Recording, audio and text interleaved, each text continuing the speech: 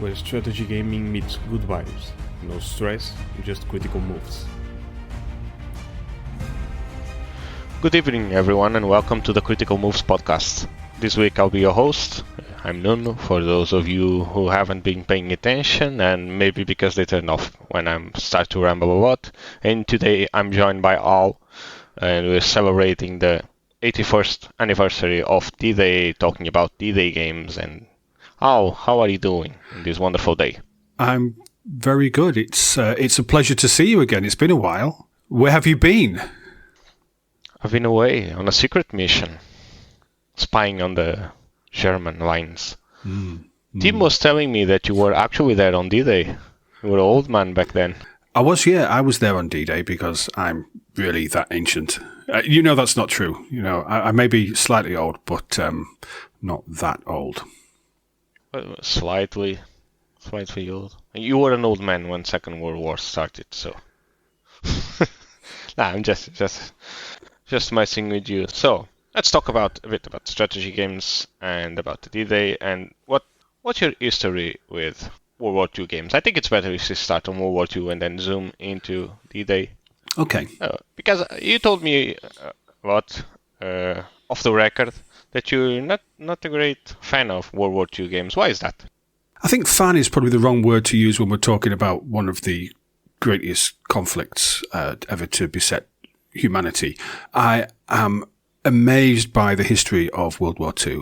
I absorbed a lot of it when I was younger. So I've always been very aware of World War II as an event, a significant period in human history. But the games have never appealed to me. And I've never really been able to work out why, because it sounds like a perfect setting for strategy games, doesn't it? So why have they never gelled with me? And I think it's because I've always preferred escapism. I've always preferred my games to be science fiction, not so much fantasy. We don't like wizards, space or otherwise. But I've always preferred distant worlds and alien races and alternate history, make-believe, fantasy, rather than real. And I think we talked about this when we did the episode on morality. And also, Luke Hughes spoke about it when we did our interview with him on Bird and Command. It's having respect for the people that actually fought in these conflicts. These are real people who fought and died so that we could be free to sit here tonight taking the piss about things, yeah? Not recording the podcast in German. Well, there you go. Or Russian, as it may have been. Oh, yeah, Russian, yeah. And I guess having that respect for those people who fought and died, I guess I've never really felt comfortable with playing with those lives. Interesting. It's an interesting way to look at it, because I look at it on exactly the opposite way, because I look at World War II and World War II video games as a way to experience that conflict or try to get a glimpse of what the conflict was itself. It's very hard to get a sense of how large, how important, and how cruel the whole thing was from just reading books. And just sometimes, you can get that from watching a movie, but I think it's very hard if you just focus on books or documentation, like I did for quite a while. And I think games are a good way of creating a window that allows you to look at what happened there, and the games are a fantastic way to put you in the shoes of decision makers. You still having to face the same problems those guys did. I mean, of course, without the burden of if I mess this one up, a lot of people are gonna die. But you get what I'm saying. I think the tactical experience of commanding a nation on war is something that appeals to me. But I think what appeals to me about World War II is the fact that when I started playing World War II games, which were in the late 90s, so I was 10 years old at most. I had no idea what World War II was. It was the fact that it was still very close to us. Right? The people who fought in World War II were still alive. They were rather young. They were in their 60s and their 70s.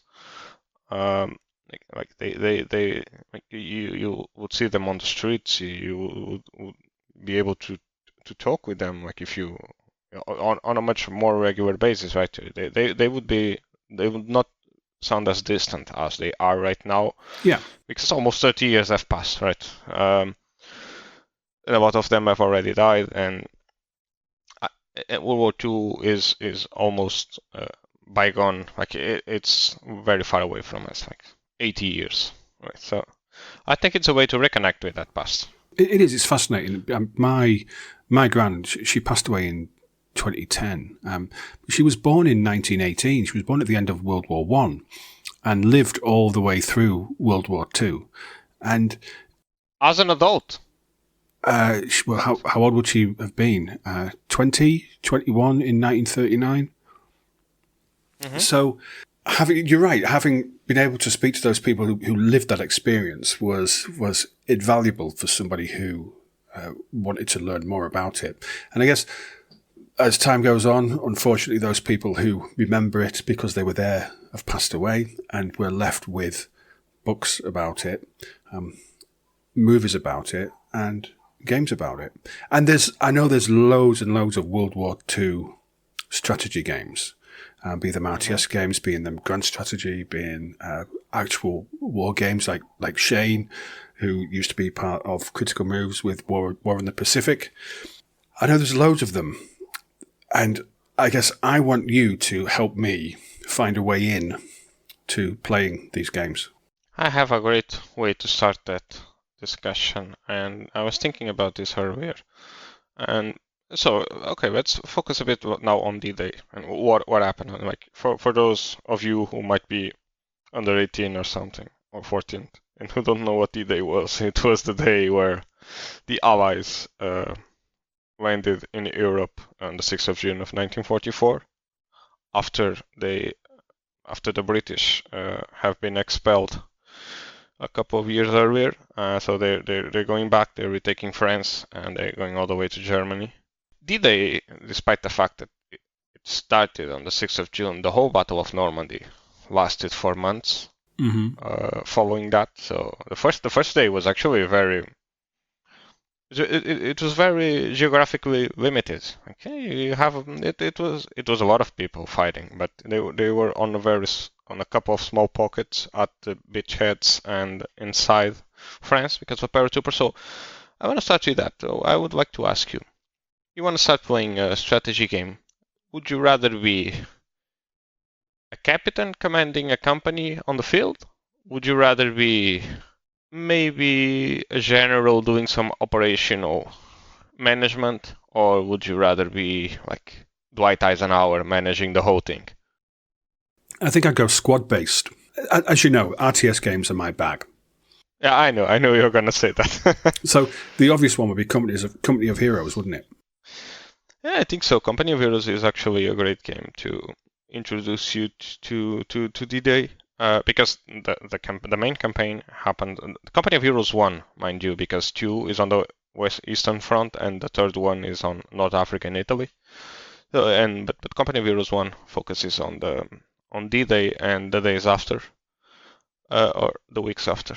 It's probably more correct. So I think Company of Heroes is a great game because it manages to, I think the right word in English would be to condense or to simplify, maybe and I don't know how do you say that. You guys have any idea how smart I am in Portuguese and how stupid I sound in English? You sound much better in English than I sound in Portuguese. Oh yeah, I'm sure of that. I'm sure of that. So I think it manages to condense what was the tenets of infantry warfare or infantry combat in World War II, which are now known as the 4 Fs. So the find your enemy, fix them in place, flank them, and finish them. And it does that on RTS level, on the squad-based level, very well, because you have cover, you have complex maps with a lot of field of view limitations. The fights are very close quarters too, and you have a lot of little things to tinker around. You have a lot of tanks, you have a lot of units to experiment with, and all of them have a basis in reality. So I think Company of Heroes is a great game, but the campaign is also pretty amazing because it starts you off. Your tutorial is D-Day, like the landings of D-Day, because D-Day actually started a lot earlier. So it started with the airborne operations during the night. Yeah. But the game starts you off on the beaches of D-Day. So yeah, that's your tutorial. You get to know how the game works there. Probably not the best tutorial, to be fair, because like in a game that's based on cover, you're dropped on a beach with very little cover. But you soon learn the effects of suppression and of machine gun that machine gun fire has on your troops too. So there's that. But I think Company of Heroes is a great game to start with if you like RTS. You already know that Company of Heroes is probably my favorite or one of my favorite RTSs of all time. So I always recommend it. How similar is it? Because when I was talking to Joe about the Warhammer games recently, I said that Dawn of War is one of my favorite RTS games, and it's the same developers, Relic. How similar is it in terms of how it plays to Dawn of War? I haven't played a lot of Dawn of War, to be fair. I played the second one a bit, and that's more similar to Company of Heroes. I think they're basically the same game-ish. Dawn of War has a lot more focus on hero units. Like you don't have hero units in Company of Heroes. Not in the way that you do have in Dawn of War, right? Where you can equip weapons and tinkers. You can tinker with your units and all that. They're very similar. I think the game is built by the same team, and it's on the same engine, and it has the same cover mechanics and suppression mechanics. To be fair, the units are pretty much the same as well. Because Dawn of War is also a bit of World War II, World War I in space. But if I thought you were gonna ask me how similar was it to the real thing, and I was gonna say not a whole lot.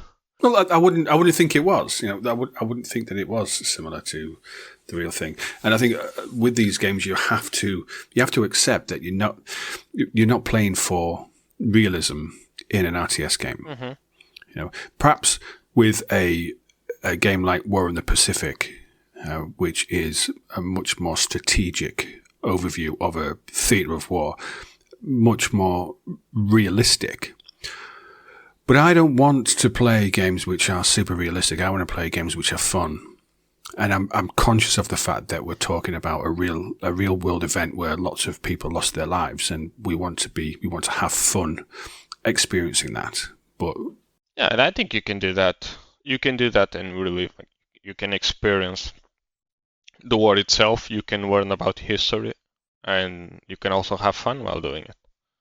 And I think what the most fascinating aspect of focusing on just one conflict or just one specific battle is the fact that how different games tackle the same subject, right? Because there are a lot of, you could number, World War II games would number in the hundreds, right? Or thousands maybe, I don't know. And whenever you pick out D-Day from them, it's very interesting to see that you don't see D-Day being done the same way twice, right? Because, I mean, you had a sort of trend when Saving Private Ryan came out, and everyone was trying to imitate the Omaha scene with the big bunkers, which, by the way, they were not a thing. They didn't exist. Those were not real. Like the beach was not like that. It was not built like that. The obstacles, I don't know if you know that, but the obstacles on Saving Private Ryan are actually the other way around. So they put the obstacles facing towards the sea, and they're not supposed to. Like the little triangle ones, they're facing with their pointy end to the. It's not the pointy end, but with the stick they're pointing to where the boats are coming from. But it was actually supposed to be the other way, so that the boat would slide up the post and detonate a mine. So very interesting stuff, but I think that's one of the more realistic aspects of the brutality of the battle of the landings on Omaha itself. But we need to remember that the landings happen on a lot of beach, like 5 different locations, and you had very different experiences. So some locations weren't contested at all, others, like Omaha, through a series of unfortunate circumstances, happened to kill a lot of people. But I think it's fun too, and every year I do this. I look at the games that tackle D-Day, and it's fun to see how Company of Heroes does tactical combat very well, and I think it's one of the best RTSs of all time. But then you look at Steel Division. You know that, like you know about Steel Division from the War Games Fusion Systems guys. You know that? No, I don't. No. Oh, really? It's you need to look that up. Like Steel Division is probably gonna be a game you're gonna enjoy. Does D-Day on a more it's still an RTS, but from a more high level perspective, where you're managing a lot of units at once, and the maps are super authentic. So if you like that stuff, you're gonna love that as well. And then I think these are a great tactical game, but if you want to have a sort of authentic experience or a more grounded experience which is based in reality, I think you need to go with War Game Design Studios Eagle Strike, where it's a war game through and through, like hex based with counters. They just don't appeal to me. They never have. I think if you're looking for an RTS, that's fun. You also have Southern Strike or the Blitzkrieg series, but those are older. You also have Men of War and Call to Arms as well. Call to Arms actually has a great expansion now that we talk about it. What's the name of that? I don't recall, but Call to Arms, for those who don't know, is basically Men of War done better. So let me just look up the name of the expansion because I really wanna. Oh, it's called Liberation. And starts with the landings at Point Du Hoc. So when the United States Rangers had to climb the cliff in order to find the German guns, only to realize that the guns had been moved prior to the battle, and then they have to go inland and look for them and destroy them, which is a thing that actually happened, by the way. I think you might enjoy Call to Arms too. And I think that's a really good thing about these games is that you can actually experience the same events that people experienced. Missions are based on real world events rather than just made up. Yeah, I think the made up part. So you can set a game on a battle, right? But you cannot dictate the player what he's going to do, because you can create a playground, but it's gonna be up to the player to play in it. And the first, I know you prior to the podcast you told me focus on strategy games, Nuno. But I think one of the games that made an impact on me and how humane or inhumane the war itself was probably Medal of Honor Ally Assault. The D-Day mission was actually quite revolutionary when it came out. Is that the one where the first mission is the Normandy landings? No, that's Which one was Medal that? of Honor Frontlines, I think, from PlayStation 2. I played that one.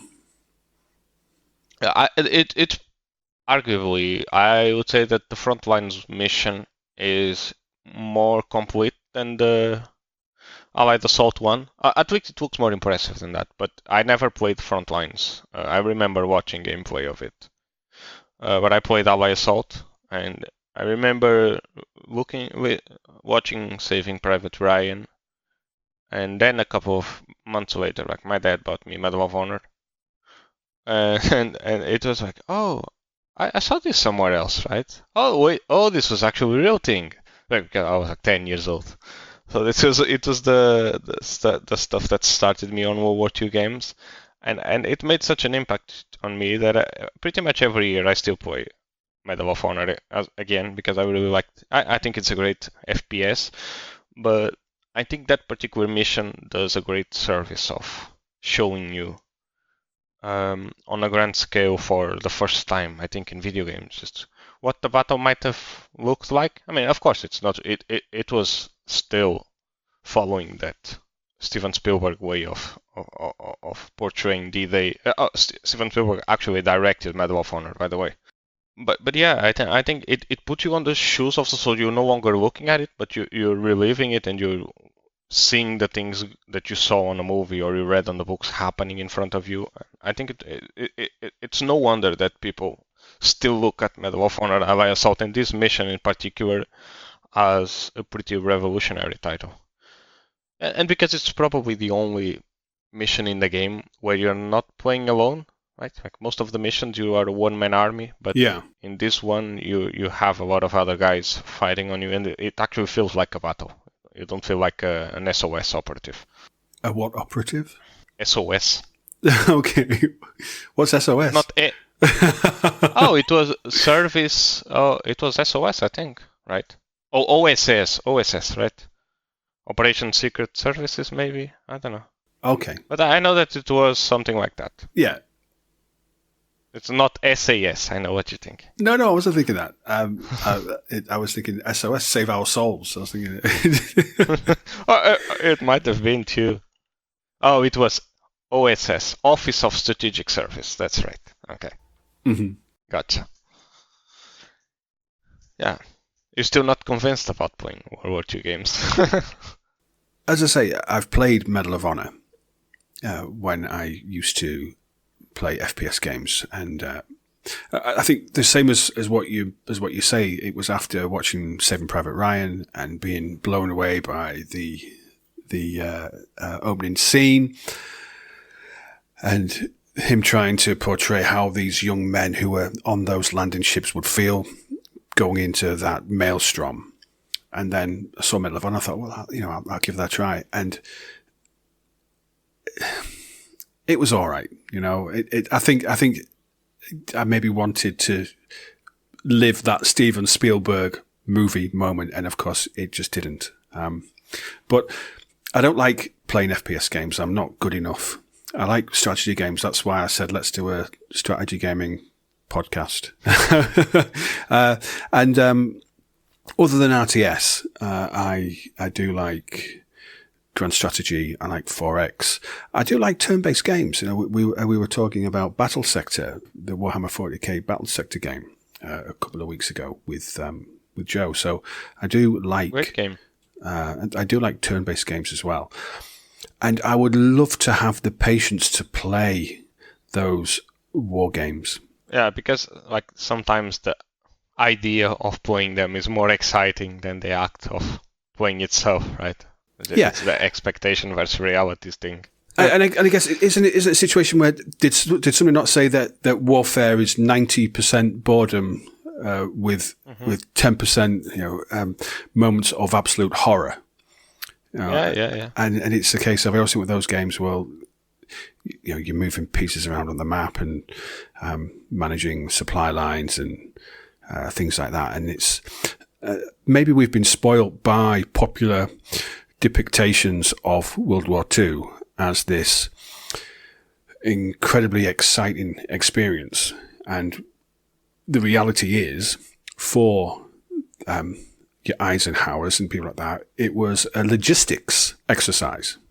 I get what you're saying. Yeah, they were focused on logistics, but you have to remember that most of the generals fighting or commanding in World War II fought in World War I, so they were pretty aware of what happened when a war grinds to a halt, and they did the best to avoid that because they themselves suffered that. I mean, it's one of the reasons why the Germans actually developed the idea. They didn't develop the idea of the Blitzkrieg, but why they employed it so well is because they really wanted to avoid the war grinding down to a halt. It was maneuver warfare, wasn't it? It was maneuver because warfare. they didn't want to stale their advances, because otherwise they knew like we're gonna start digging trenches and then nothing's gonna happen again, and it's still gonna be a war of attrition, and it was in some aspects. Right? There was, so are there any games where I can play as from a German perspective and Blitzkrieg the Low Countries? Yes. Wait, are you talking about D-Day or World War II? World War II. D-Day. Yeah. You have a lot of.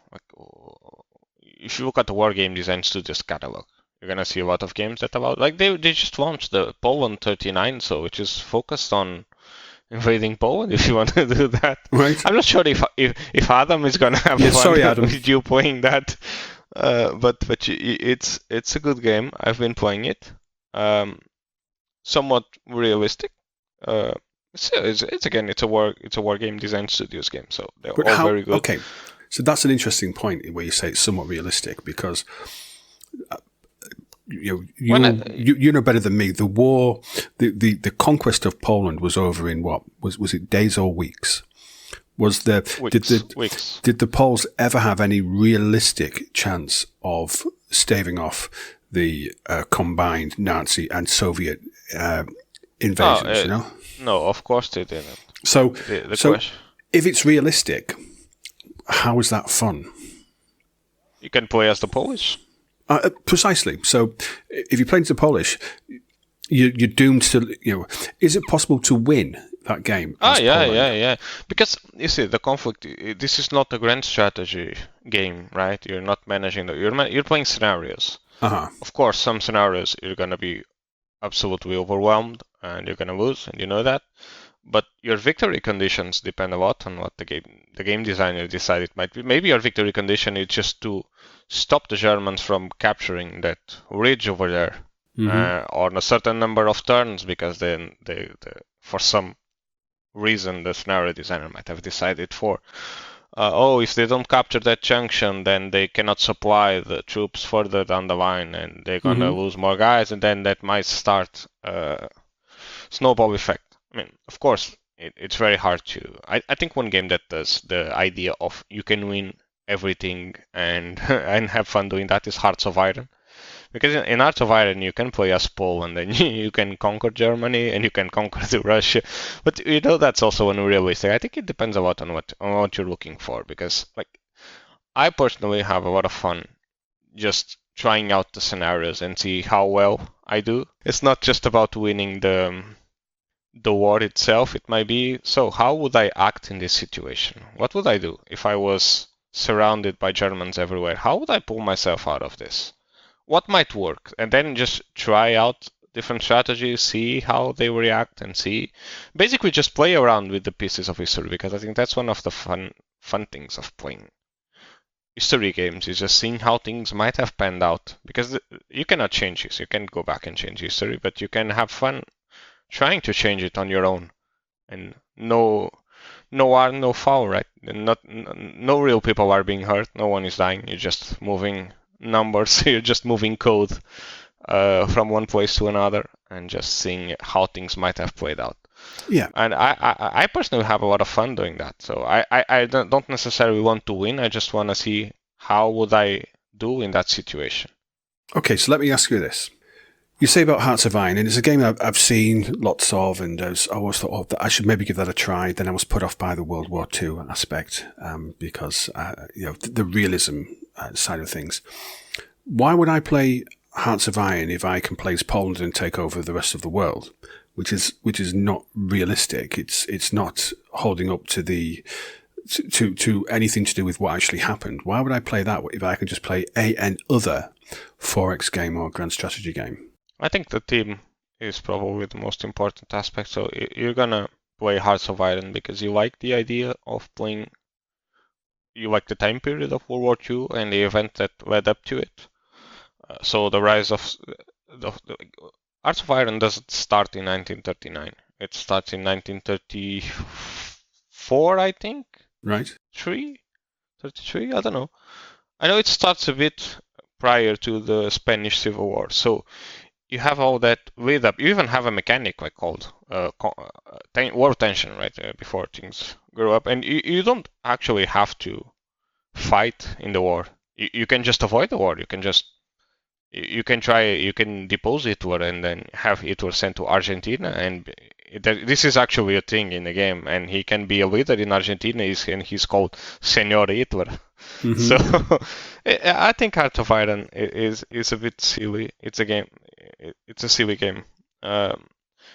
It doesn't try to be realistic. It's a game that wants you to have fun with the setting and the history, and it's one of those games. Again, they built a playground, and you decide how you wanna playing it, and they give you options to, if you can keep that as realistic as possible and have the AI follow set historical patterns, or you can just let the AI go rogue and do whatever it likes, and you can end up with World War II never even happening. One of the first times I played Hearts of Iron 4 when it came out in 2016, I think. My first playthrough was with Portugal, and my whole thing was just, okay, avoid going into the war, but conquer Spain. So that was the whole thing about my playthrough, which I did actually. I mean, is it realistic? Not, but it was fun. Mm-hmm. It was super fun. And then the Germans invaded me and killed me. So they actually ended up fighting against Portugal, which was also a fascist state at the time. So yeah, you can do whatever you want. I think that there are games for everyone, and I think it just depends on what you're in the mood for at the time. I like Hearts of Iron because it allows you to be silly as well and just try things out. So now I'm gonna bring the Kaiser back to Germany, or I'm gonna start as Mexico and conquer the USA. So is it global in terms you could play as anybody? Yeah. You can play as anyone in Hearts of Iron. You can play as Portugal. Very rare in games. Very rare. Mm-hmm. Very important nation in World War II. We kept on selling raw materials to both sides and made loads of money off of it. And allowed us to build roads and infrastructure because we were poor as shit back then. We still are, but at least we have roads now. Yes, because roads are important. Yeah. Can you build roads in Hearts of Iron? I don't think so. But you can build infrastructure. Build factory. I like Hearts of Iron. It's a cool game. Silly but cool. If you want a realistic World War II game, you won't get it, and you won't get a D-Day there, because if you're controlling the Allies, how can you replicate D-Day? Because you can't. Like, you need to have a set number of things happening so that D-Day can happen. And if you're playing as the British and you never retreat in Dunkirk, or if you beat the Germans back, then D-Day is never gonna happen. Mm-hmm. So probably not the best game to play D-Day on. You can try. I actually tried to do that. It didn't went well. So moving on from the fantastical, I've always, and I think I said not so long ago, I've always been very fascinated by the idea of these realistic hex-based war games, but I've always been put off by the logistical scale, the everything running in the background, the spreadsheets. If I wanted to try one of them, which was going to be close to realistic in terms of what happened in World War II, but at the same time accessible and enjoyable, what would be your pick? There are a couple of ones actually. So I'm going to stray away from the hardcore. I don't like the word hardcore war games, but from those 90s war games of hex encounters, and they look very complex. But most of the time they aren't actually. They're rather simple. As soon as you want to play one, most of them play pretty much the same. It's the underlying mechanics that change. But I would say if you want to start war games or realistic historical games, you should start with Battle Academy. Maybe Battle Academy 1 might be the best place to start, just because it's not hex based, it's square based, so something like XCOM. It plays a lot like XCOM as well. Right. But it has a lot of depth into it. But it also looks very cartoony. So I think it's, now that I think about it, I think it's very similar to XCOM, because XCOM is also rather cartoony.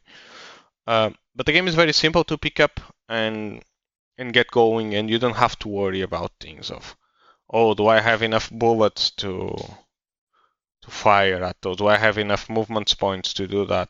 Are my communication lines properly set up in order to give orders to that guy? No, it's just it's a tactics game as XCOM. You have a set number of guys, reinforcements and all that, and you just play with them around in the map. You have a couple you can move them or you can fire them. You can garrison them. Like, the actions are very simple. I think you can learn to play Battle Academy in 5 minutes, 10 minutes maybe, if you played XCOM. But if you want a step above that, But Battle Academy is even simpler than Company of Heroes. It's a very basic game, but it has a lot of units and it has a lot of depth to it. Like the mechanics are really well done. There are suppression mechanics too. There are garrisons. There are a lot of movement and cover, and it's really cool. So I would highly advise you to check out Battle Academy. But if you think Battle Academy might be too simple for you, or you might not like the cartoony graphics. Oh, the game was made alongside the History Channel, and the History Channel was good, by the way. But aside from that, I think that you can play a game called The Troop, which is also a World War II game. Oh, which incidentally is focused on D-Day too, or the Battle of Normandy, which is more complex version of Battle Academy in the sense that you have a lot more options to move your units around, the way they act, the way they move, the way they can take cover, the way the field of view plays out. But the most fantastic thing about the troop, it's the AI. Because I shit you not, like the AI acts like a real person playing. No, I wouldn't say a real person, but it acts like the bad guy in the movie, in a war movie. So it's really smart. It uses things like combined warfare, mortars, tanks. It tries to get better positioning to try and flank you. So it's not just Zerg. It doesn't Zerg rush you. So it's really well done. It tries to find out where you are. It moves very cautiously. It uses the aspect of finding out your position to act on it, which also allows you to set up a lot of traps and ambushes, because World War II was a lot about ambushes and securing certain locations and then just waiting for, like you said, like the 10% aspect comes down to the first guy that took the first shot was the one that won the battle most of the time. So the troop has a lot of that, and it's very satisfying to just lay an anti-tank gun down on an intersection and just wait for them. Just oh yeah, they'll eventually come. It's gonna come. But if he finds out that you are there, he's probably not gonna go there. So the AI on the troop is really good, and the game is very simple to play around with. It has a very basic tutorial as well, but it's a step above on complexity from Battle Academy, but not as complex to the point where you still have to worry about logistics and you have to worry about because it's a tactics game too, so you wouldn't necessarily have to worry about do my tanks have enough fuel to fight this battle, because it doesn't last for that long. And ultimately, if you want the real experience on tactical warfare, I think I have to go with Combat Mission Battle for Normandy, which is a one-to-one representation of what happened. And the Combat Mission engine is used by militaries all around the world to simulate actual conflict. So if you want that, you can play that. Surprisingly, the game isn't hard to play.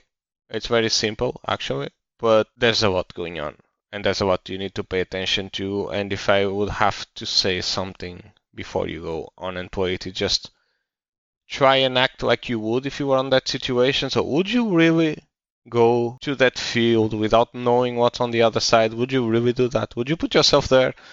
If the answer is no, then probably shouldn't do that. I think one of the cool things that this kind of more realistic games teach you is to think about, would I actually do that? Because if you're playing StarCraft, like you can just send 10 guys there and see what's there, they get killed, you don't care, do you? You just make 10 more. Yeah. They're just tools. Like in something like Combat Mission, in the troop and Battle Academy, like you have that set number of troops, as you would have in World War II, and you won't be creating more reinforcements because you can't just make people appear out of nowhere. Especially if you're like someone like a paratrooper regiment or something, like it's not gonna happen. So you need to take care of your guys. You need to be a lot more brainy about the way you approach situations, and sometimes a wrong move can spell the disaster for your mission, because if you have a tank, that tank is really important. If you only have one, it's even more important. And if you have one tank and no anti-tank weapons, then it's really important to keep that one alive, because it might spell the difference between winning a mission or losing the mission. Hmm. So it's about. I think if you enjoy this idea of seeing how would you act if you were there, you're gonna have a lot of fun with these games. But there's a learning curve, and I know it's hard to convince the average guy to. Oh, let's play. First of all, strategy games are already a hard sell sometimes. Maybe we already had this conversation. But I think realistic games are harder to sell to people because they have this horror of complexity that it's not necessarily true. I mean, if you're talking like with, oh my god, I forgot the name. Not Joe, Shane. If you're talking with Shane about War in the Pacific is now that's a monster game, right? There's so much stuff in there. Like it's absolutely astonishing the amount of time you spend just playing one turn, and that even to myself is rather off-putting because I'm like, no, there's no way I'm gonna spend 2 hours moving counters and having to save, go to bed, and not even spend one turn because the war can actually last longer than the war itself. And that to me is something just.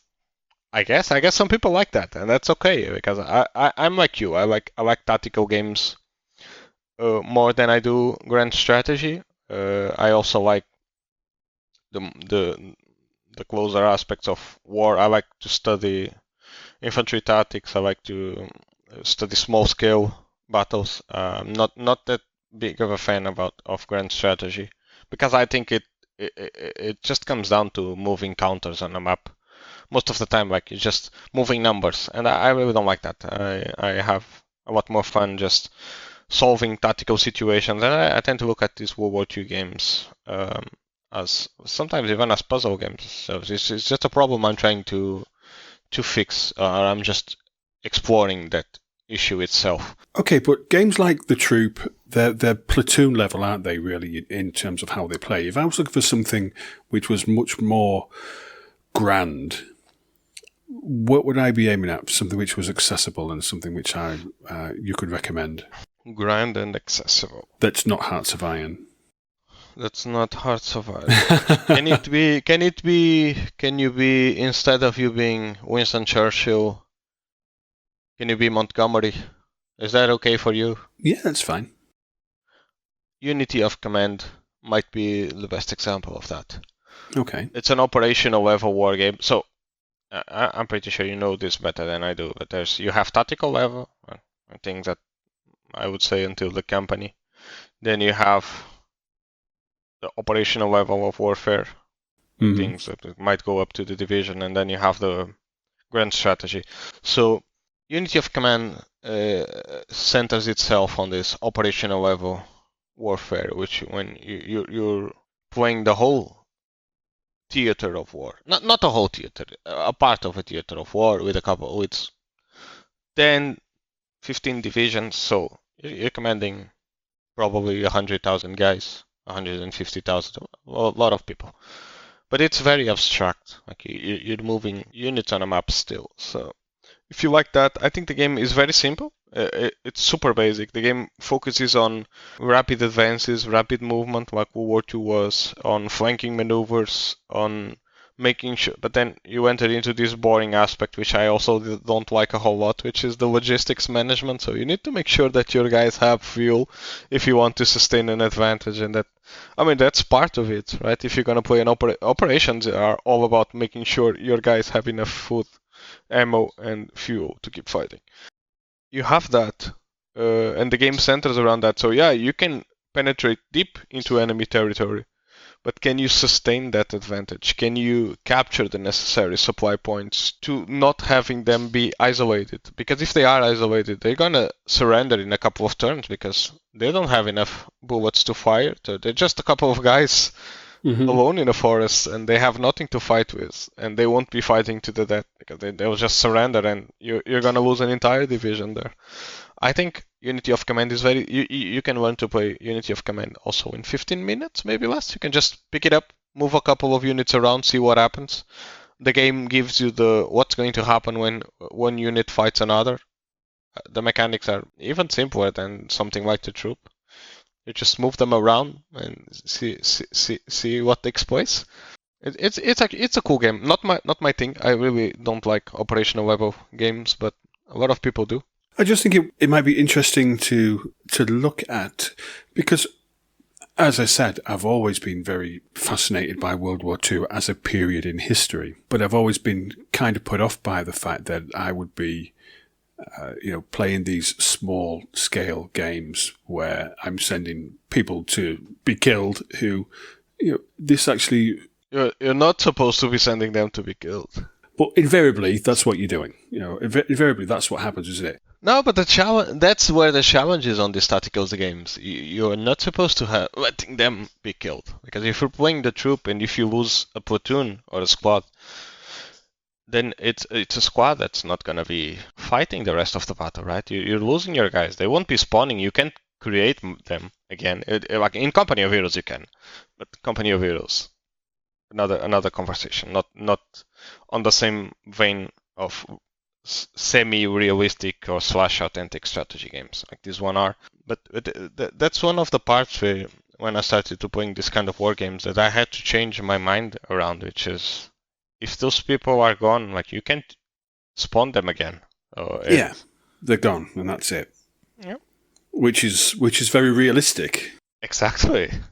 And even in games like Combat Mission, which take realism a bit too seriously, the guy can be shot, but he's not killed. He can be just injured, and then you're gonna have the other guys on the squad. They'll drop their rifles and go help him out. Like they'll carry him out of the or they'll take him to safety, because that's what soldiers would do, right? They would either keep fighting, and as soon as things calm down, they'll just try and rescue them. So that actually happens as well in the game. And what game is that? Combat Mission. Combat Mission Battle for Normandy. There's a whole lot of Combat Mission games. Very, very, very, very cool. It's probably one of my favorite World War II games of all time. Is Battle for Normandy. Very, very realistic, but also easy to play with. But it can be a bit hard to wrap your head around the idea that you only see what your troops see. So if your guys don't see the enemy, you don't know where it is. But that's how things are. But the game is a bit more complex, a lot more complex than things like the Troop and Battle Academy. So I would say that these are the three main games which if you wanted to start playing World War II games at a more realistic, semi-authentic level, I would say it's Battle Academy, the Troop, and Unity of Command form the trilogy, the holy trinity of accessible war games, if you can call it that. But if you want something that's more RTS-based, about fun, more frenetic, more action-packed, I think Company of Heroes is cool. I think that Call to Arms, top-notch. The campaigns are also pretty incredible. Missions can go on for a long time. But again, if your guys die on Point to Hawk, they're dead for the rest of the mission. So yeah, you better keep them alive as well. In the campaign, like in the skirmish, it's a whole different story. Then you also have the other more traditional RTS games like Southern Strike, Blitzkrieg. Let me see if I can think of something else. So let me take a look at my gaming collection here, which is not very big because I made the mistake of selling some of my favorite games. Nothing there. Oh, Steel Division 2. Steel Division is a cool game as well. But it's probably a bit too hard for people starting out. But if you want to see something different, a different take on RTS, Steel Division is pretty nice. A bit of a whirlwind tour of the available World War II games. What's the game you're going to play after having me talking about them for almost an hour? Unity of Command is the one that one and the Troop. But Unity of Command is one that jumped out because I want to try something different. I want to move away from. I don't want to move away from RTS, but I want to try alternative games to RTS games. And you should. Then we can talk about this kind of games. Yeah, so I'll have a look at that. Unity of Command. By the way, you want to know something fun? Unity of Command 1 and 2 usually go for $1, $2. So yeah, they're always on sale. They're super cheap. They're very fun. I might try and see if I have a key. Check it out. Let me know. Yeah, I will check it out.